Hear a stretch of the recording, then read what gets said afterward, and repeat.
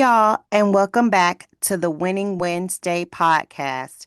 I am your host, Geneva Brown, and today's episode, we're going to continue on with our summer series with going through the book of Proverbs. Today, we're going to go through chapters 6, 7, 8, and 9. So let's jump right in.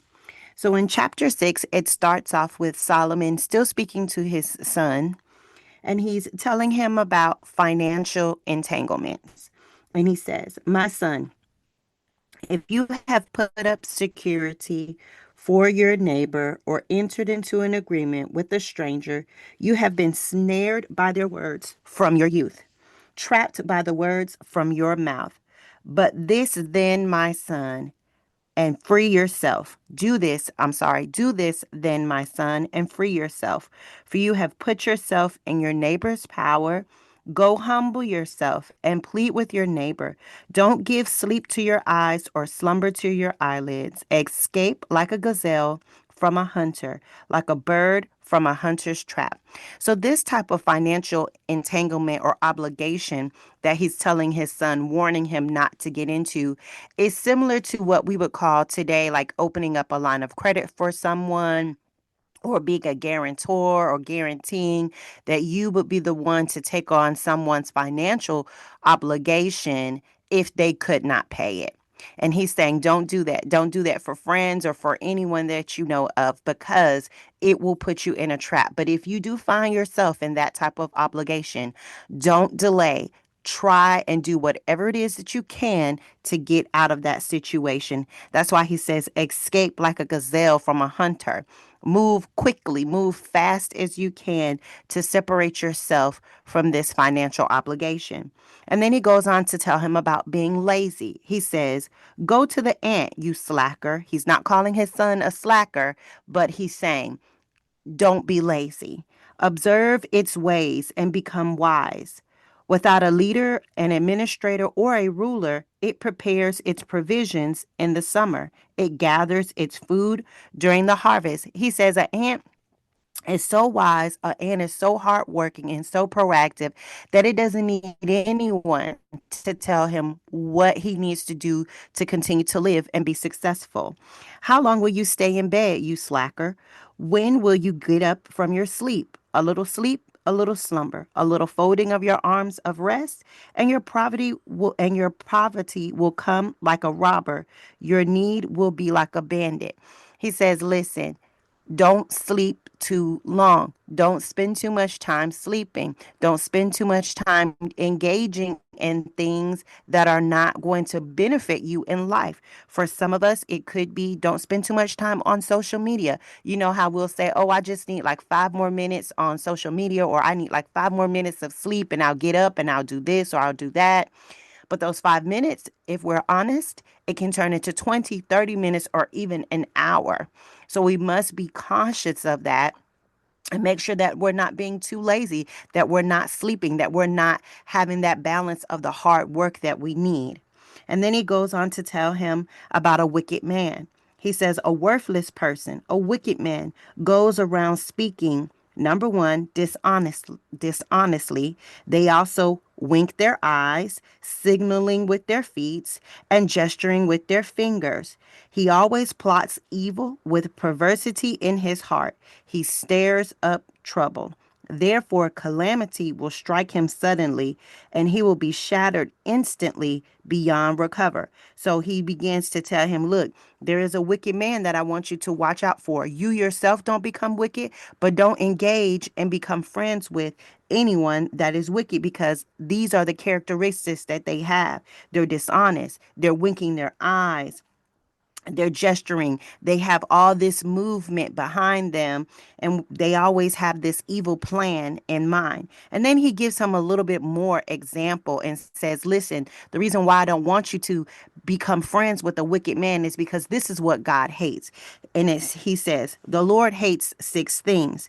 In fact, 7 are detestable to him: arrogant eyes, a lying tongue, hands that shed innocent blood, a heart that plots wicked schemes, feet eager to run to evil, a lying witness who gives false testimony, and one who stirs up trouble among his brothers. So, those are the examples of the characteristics that a wicked person will have. And he says, my son, don't engage yourself with that type of person. Look out for these things. If you see that this is how a person is acting, that is not a person that you want to be associated with. And then he warns him against adultery. He says, my son, keep your father's command and don't reject your mother's teaching. This is the same similar sayings or words that he told his son in the previous chapter. Always bind them on your heart. Tie them around your neck. When you walk here and there, they will guide you. When you lie down, they will watch over you. When you wake up, they will talk with you. For a command is a lamp, and teaching is like a light. So he's saying here, a command, the instruction that I give you is like a lamp. And when you use it, when you turn it on, that's the teaching that you get from it. It is going to be light in your life. And and corrective discipline is the way of life. They will protect you from an evil woman. So he's saying, remember all my teachings from what I have said, from what your mother has said. They are instructions. They're going to give you this life. They're not going to give you that destruction. And here's why you need to be protected. You need to be protected from this evil woman, from her flattering tongue of a wayward woman. Don't lust in your heart for her beauty, or let her captivate you with her eyelashes. For a prostitute's fee is only a loaf of bread, but the wife of another man goes after a precious life. He says, listen, you can be around with the prostitute, and yeah, it's going to cost you something from out of your household. You're going to have to pay something. Something in your household's not going to get paid, like the bread, like that's your food that you eat. You're going to sacrifice the food that you eat so you can sleep with this prostitute. But if you sleep with another man's wife, what you're going to be sacrificing or giving up is your life. And he goes on and say, can a man embrace fire and his clothes not be burned? Can a man walk on burning coals without scorching his feet? So it is with the one who sleeps with another man's wife. No one who touches her will go unpunished. People don't despise the thief if he steals to satisfy himself when he is hungry. Still, if this thief, he's saying, is caught, he must pay 7 times as much. He must give up all the wealth in his house. The one who commits adultery, though, in comparison, lacks sense. Whoever does so destroys himself. He will get a beating and dishonor, and his disgrace will never be removed. For jealousy enrages a husband, and he will show no mercy. He takes revenge. When he takes revenge, he will not be appeased by anything or be persuaded by lavish bribes. So he's giving him a contrasting example. And he's telling him, yeah, you could steal something from someone. Like if you stole because you needed to eat. And we could probably forgive you of that because we understand that you're poor, you don't have enough money. So that's why you stole. But yeah, if you were caught, you're still going to have to pay a consequence, like giving up some money or giving up something that you have. But if you sleep with someone else's wife, then you're giving up your life. And then that man is going to be so mad with you that there's no telling what he's going to do. He's not going to forgive you. He's not going to look past. He's not going to be wanting to hear anything that you have to say. He's going to lavish out all of his rage and revenge on you. So he continues on and say in chapter 7 now, my son, obey my words and treasure my commands. Keep my commands and live and guard my instructions as you would the pupil of your eye, as you would like you protect your eye. Y'all know we protect our eyes. If anything tries to come towards our face, especially in the direction of our eyes, we're quick to put our hand up or try to shield our eyes because we know that's a sensitive area. That's an area that we need. So he's telling him, look, protect this wisdom, this instruction that I'm giving you like you would protect your eyes. Tie them on your fingers. Write them on the tablet of your heart. Say to wisdom, you are my sister, and call understanding your relative. She will keep you from forbidden women, a wayward woman with a flattering talk. He says, again, I want you to be so close to wisdom and understanding that you embrace them like you embrace your sister. or someone that's a family member that's related to you. And ultimately, he's saying you need to have this wisdom, and that only comes from having a relationship with God. So he's saying be so close to wisdom that it is like your relationship with God. And he says to him, more on this seduction. At the window of my house, he starts to tell him this story because maybe, I don't know, Solomon is continuing to express to his son about being involved with a seductive woman or adultery.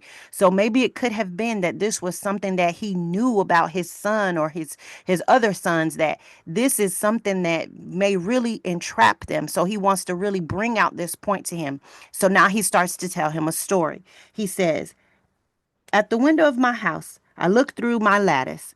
I saw among the inexperienced. I noticed among the youth. So he's saying, I saw this guy. He's young and he's inexperienced. He's saying this guy's immature, he's gullible, and he doesn't have someone to help guide him. A young man, he says, lacking sense. Crossing the street near the corner, he strolled down the road to her house at twilight in the evening. In the dark of the night, a woman came to meet him, dressed like a prostitute, having a hidden agenda.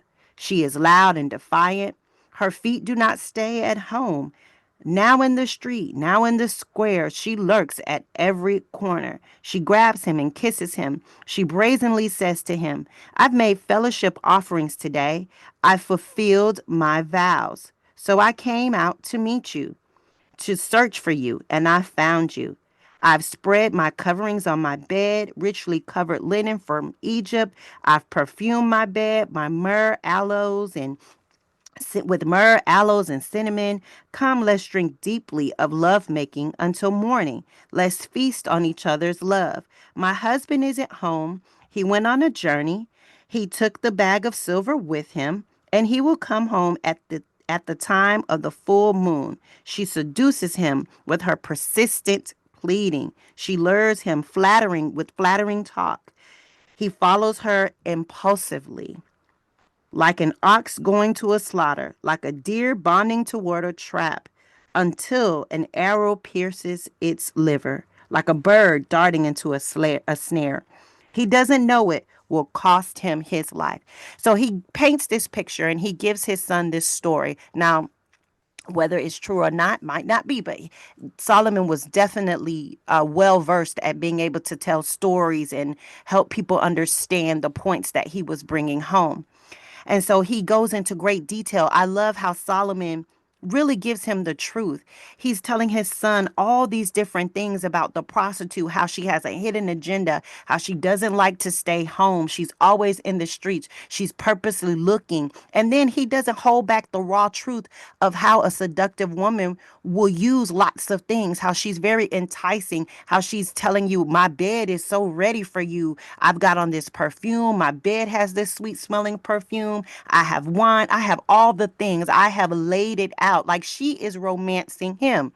And so he, because it says he is immature, he's impulsive, he doesn't have the good sense like Solomon is trying to teach his kids. He follows after her. And he does not know that this one act is about to cost him his life. So then he says, now, sons, listen to me and pay attention to the words from my mouth. Do not let your heart turn aside to her ways. Don't stray on her paths, for she has brought many down to death. Her victims are countless. He says that woman, she does not care about you. You think that you about to be the only one. No, you're not. She's done this to so many people. Her house is the road to Sheol, descending to the chambers of death. And then he goes on in chapter number 8. He says, doesn't wisdom call out? Doesn't understanding make her voice heard? At the heights overlooking the road, at the crossroads, she takes her hand. Besides the gate leading into the city, at the main entrance, she cries out, people, I call out to you. My cry is to the children of Adam. He says wisdom is there. Wisdom is always calling out. Wisdom is available for all of humanity, for everyone to hear about.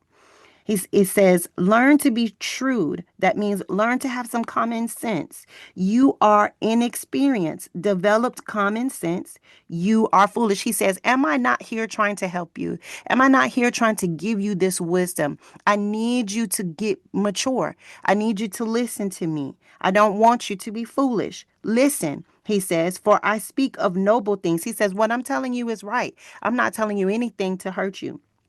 And my lips say it right, for my mouth tells the truth, and wickedness is detestable to my lips. All the words from my mouth are righteous. None of them are deceptive or perverse.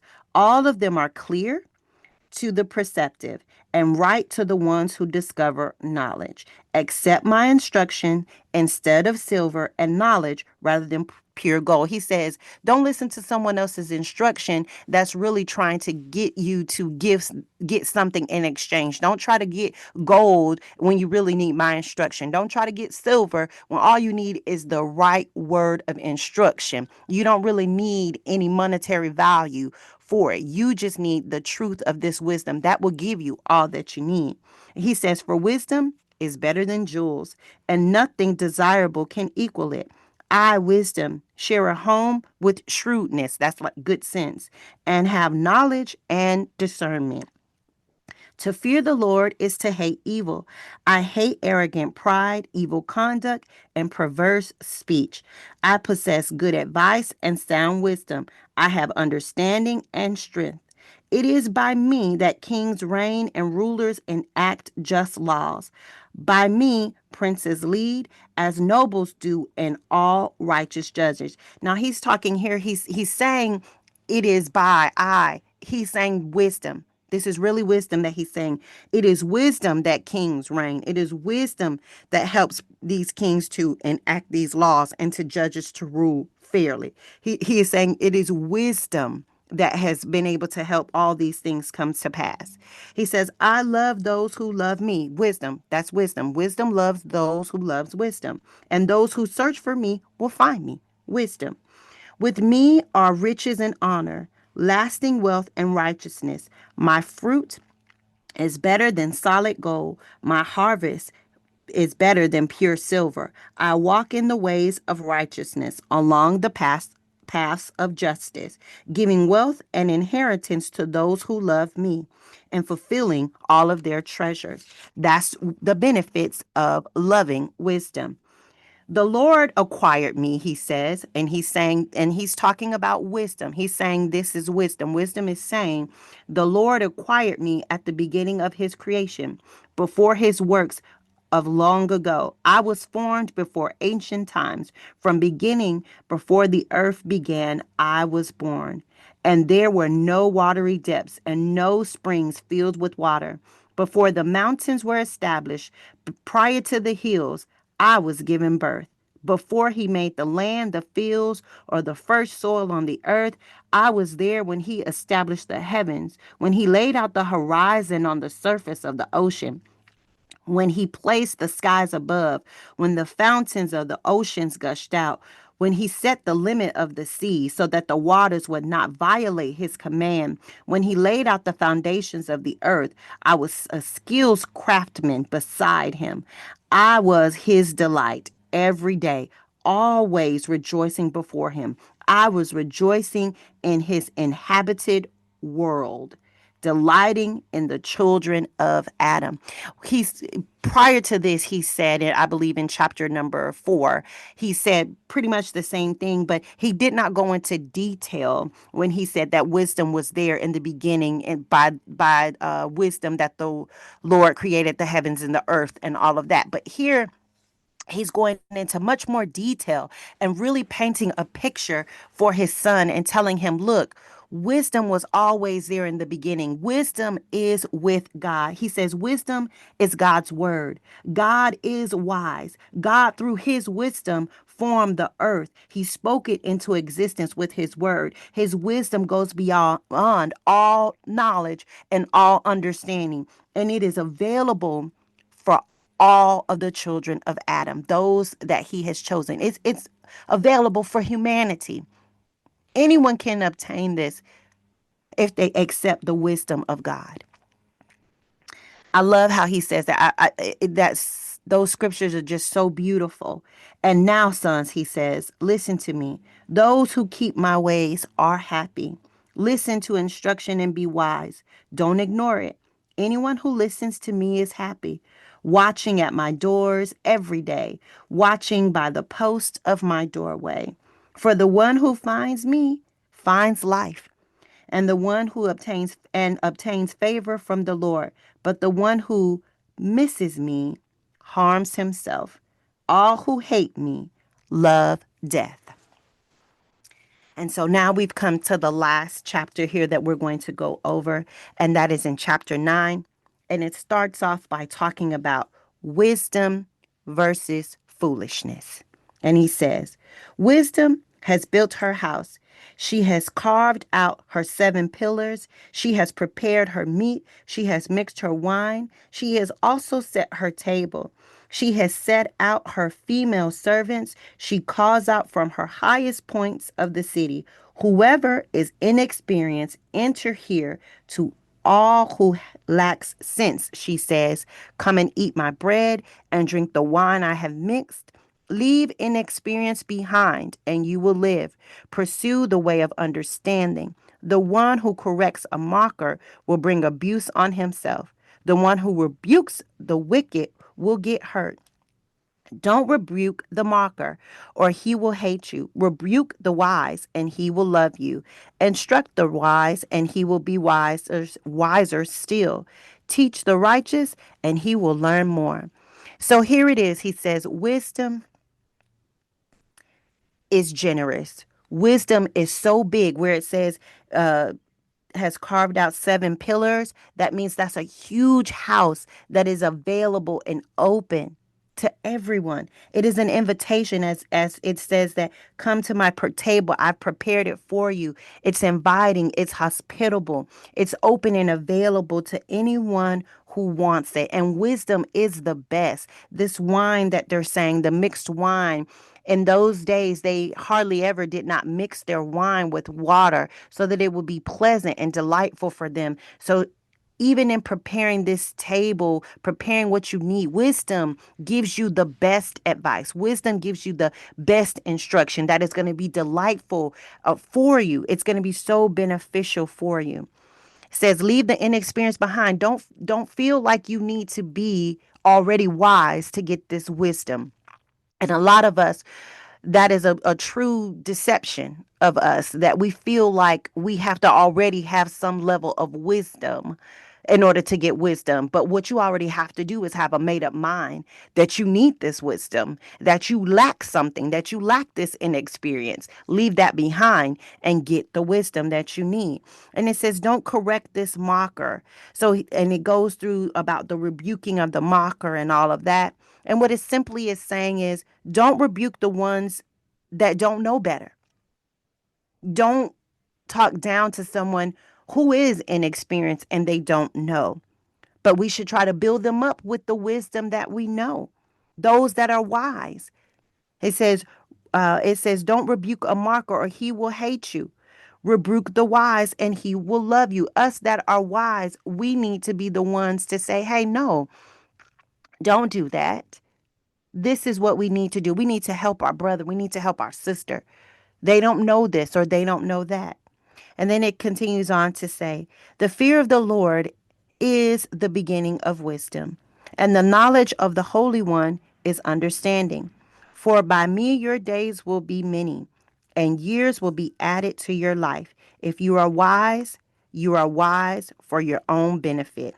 If you mock, you alone will bear the consequences. He says, when you fear God, that is the very beginning. That's the turning point to get this wisdom. He says, look, I have told you all these things, but if you do not fear God, you will never obtain this wisdom. You will never get the knowledge that you need, true knowledge of the Holy One, which is understanding. Because he says, for by me your days will be many. Wisdom, by wisdom, and years will be added to your life. He says, if you are wise of your own benefit. He says, if you think you are wise, you're wise only for your own benefit. You're not really wise. because you don't fear God. You must fear God in order to have the true wisdom that you need. And then lastly, he says here, folly is a rowdy woman. Folly is lack of good sense. She is gullible and knows nothing. She sits by the doorway of her house on a seat at the highest point of the city, calling to those who pass by, who go straight ahead on their paths. Whoever is inexperienced enters here. To the one who lacks sense, she says, stolen water is sweet, and bread even secretly tasty. But it doesn't know that the departed spirits are there, that her guests are in the depths of Sheol. Finally, he says, listen, if you lack sense, you're being tricked. You are allowing the enemy to trick you and to deceive you. You want to stay in this gullible state where you know nothing, where you really think you know, but you really don't. And you will be easily ensnared to go into the doorway. You will be easily ensnared if you lack this sense that I'm trying to give you, if you lack this instruction, if you lack this wisdom that I'm trying to show you how to obtain. You are going to come in and you are going to think that you feel good. It says, to the one who lacks sense, she says, stolen water is sweet and bread eaten secretly is tasty. That just means that it feels good to steal away or get away with doing wrong or being deceptive. But that is a trick. Don't be deceived by that. You can either have wisdom or you can either have foolishness. That is the Winning Wednesday word. Thank you all for joining me, and I will see y'all in the next one.